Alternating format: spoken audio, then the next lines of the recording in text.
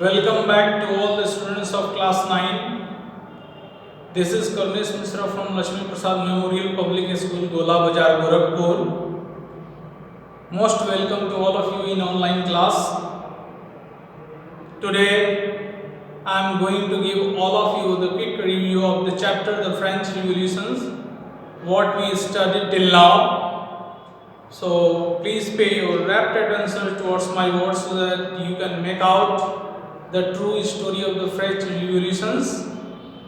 Till now we have studied that what was the rumor which was spread in France, and what was the situations which led the people so violent that they broke the Bastille palace into small fragments. How did people fight? What was the true story of the French Revolutions? What were the consequences of it, and later what happened? Later what happens? What were the problems of the peoples which they were facing a lot, and how the French society was divided in the late or during the late centuries, 18th century, how peoples were struggling to survive and a growing of middle class illnesses, how the privileges which were given to the first and second states of peoples, the clergy and nobility, that is clergy and nobility, came to an end, and abolitions of tithes. Later we have studied about the outbreak of the revolution. So in the mornings of 14 July 1789, the state of France, Paris, was on alarm. The king had commanded troops to move into the city. So this was the rumors which was spread in the state of France, that the king has ordered the military to enter the street, destroy the gathering, and they were might expecting that the king ordered the peoples to open firing. This made the peoples very angry. They became very violent, and this news spread like a wildfire. So on that day, 7,000 of men and women on 14 July 1789 joined to form their own group of force, popularly known as People Militia. They attacked on the Bastille Palace, broke it into small fragments, sold the fragments of the Bastille Palace into market. Some of them bought it and keep it in their houses in memory of these incidents, and from that day they celebrate it as their freedoms. So the 14 July 1789 play a vital role not only in the history of past, but even today it is observed as a national day in France. And the next sections we have studied about that the Louis XVI belongs to the Bourbon family, who was ascendant and last king of the Bourbon family, ascended to the throne in the year 1774. He was just 20 years old then, and he got married to Australian princess called or named as Marie Antoinette. When he got married with Marie Antoinette and ascended to the throne in 1774, when his age was just 20 years. After his ascent to the throne, he wanted to know the status of the treasury of France.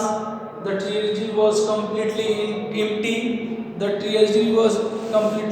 Why? The long years of war had drained the entire economy of the France.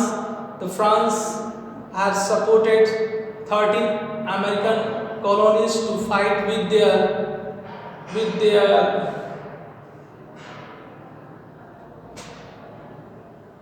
to fight with their enemies, that is Great Britain. Great Britain's American colonies to gain their independence from the common enemy, that is Great Britain. The war added more than a billion livres to debt that had already risen to more than 2 billion livres. So the loan amount raised to the 2 billion livres from 1 billion. So lender who gave the states the credits now begin to charge 10% of interest, which was really a very high rate of interest. So such a cost of maintaining, and besides of this, to meet the regular expenses of the France, such as the cost of maintaining an army, the court, running government offices, schools, colleges, universities, the state was forced to increase taxes. So all these circumstances and situations forced Louis XVI to increase the taxes. He has tried all the methods to measure the economy of the France, but no one can suffice, no any methods can suffice the economy of the France. So he had not left any other alternative options than increasing tax. Even this measure would not have sufficed. France society in the 18th century was divided into 3 states, and only member of 3rd state paid taxes. I have explained you that the French society was divided into, as I have written here, the France society, divisions of the France society. It was divided into the 3rd states. First one is the clergy, nobility, and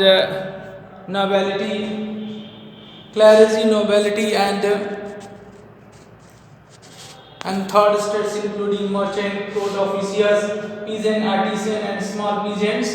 They had to pay all the taxes, not the clergy and nobility. And nobility, besides of this, peasant made up about 90%. Peasant made up about 90% of the populations.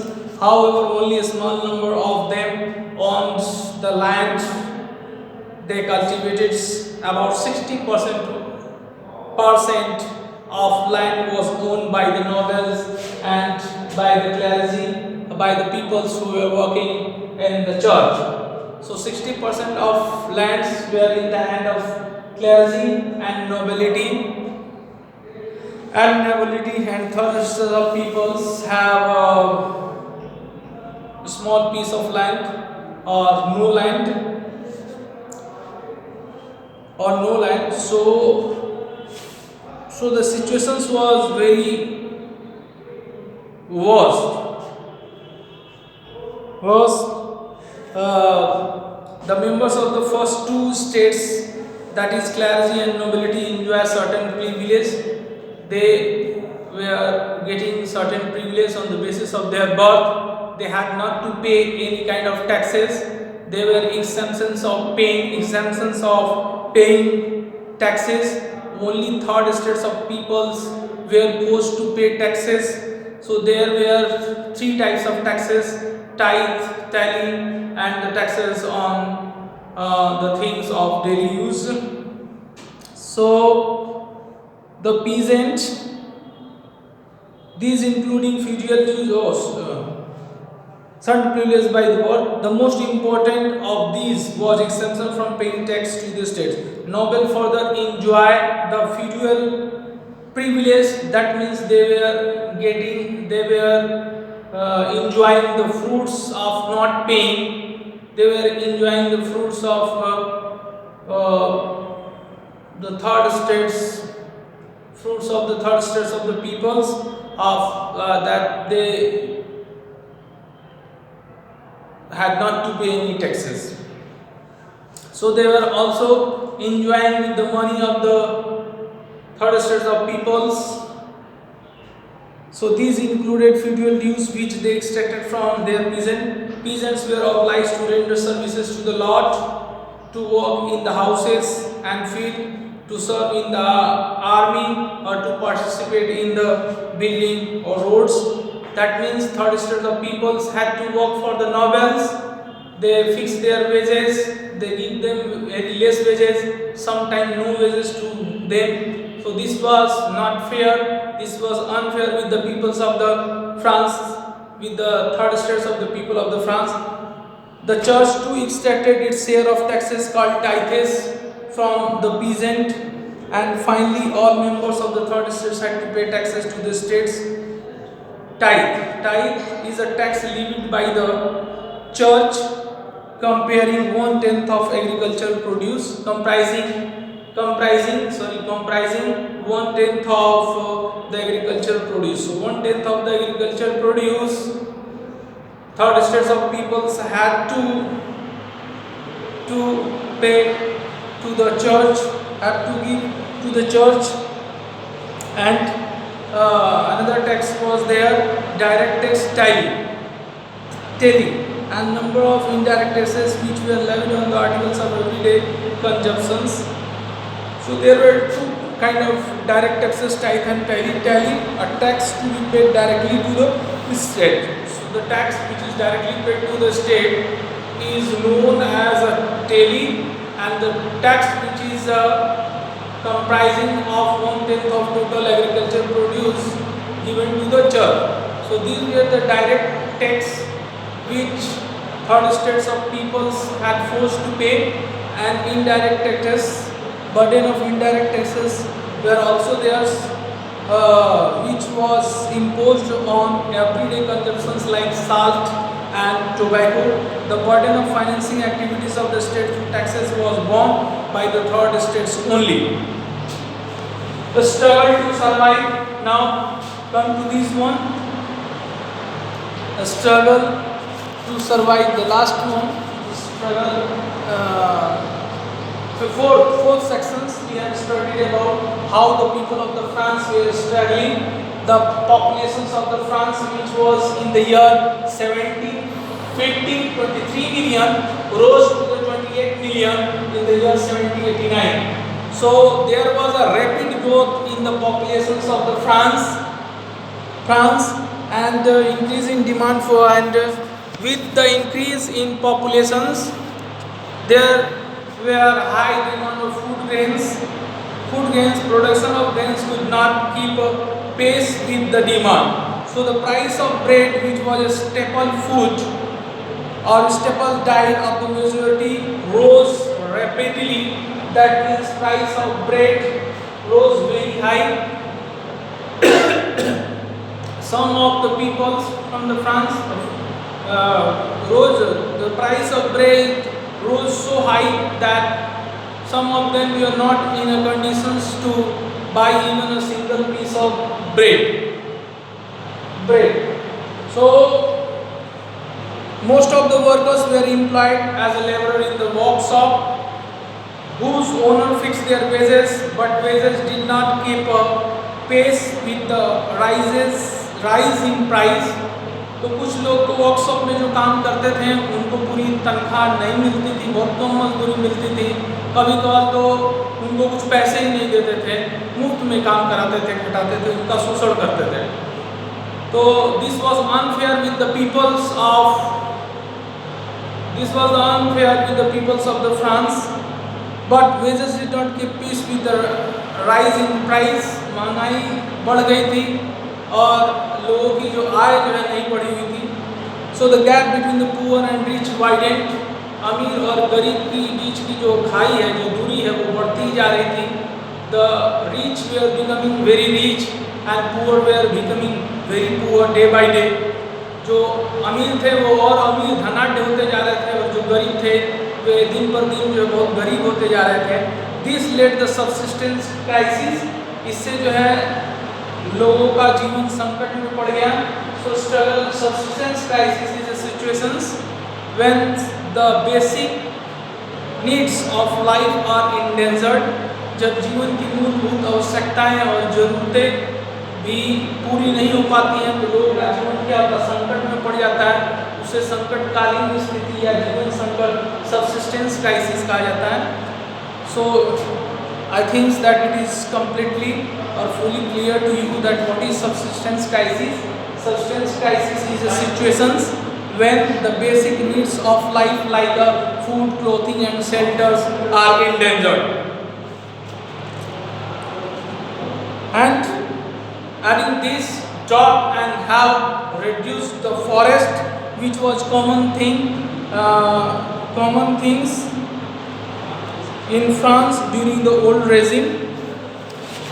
So peoples began to die of hunger. Okay, after that we have studied about the growing middle class of the peoples. We have studied that the people's protested against the price rise of bread. They wanted to set up or to bring democracy. They wanted to limit the power of monarchs. So they have demanded for the drafting of constitutions. So the revolt began on 4 July 1789. There was a food scarcities and the Louis system has increased the tax amount. Now we are studying about a growing middle class increases and into the privilege. So the 18th century witnessed the emergence of social group termed as a middle class. So the social group which emerged in 18th century was termed as a middle class who earned their wealth through an expanding overseas trade. So they were doing business not within the country but outside the country. With the help of the overseas trades, they have earned and they were earning more and more profit. This has made their positions good and well. So they have become very prosperous and they come in the contact with the new ideas. So they access to the educations also. So all of these were educated and believe that no group should be given any kind of privilege only on the basis of birth. Privilege should not be given to anyone only on the basis of birth, but it should be on talent. Correct? So they begins to question with the first and second states of the peoples of the France, that what is third states? Why only third states are forced to pay all kind of taxes? Why not the first and second states of peoples? Why privilege is only given to the first and second states of people, not to the third states of peoples? Why only the peoples who are above 25 years old and who belongs to the highest bracket of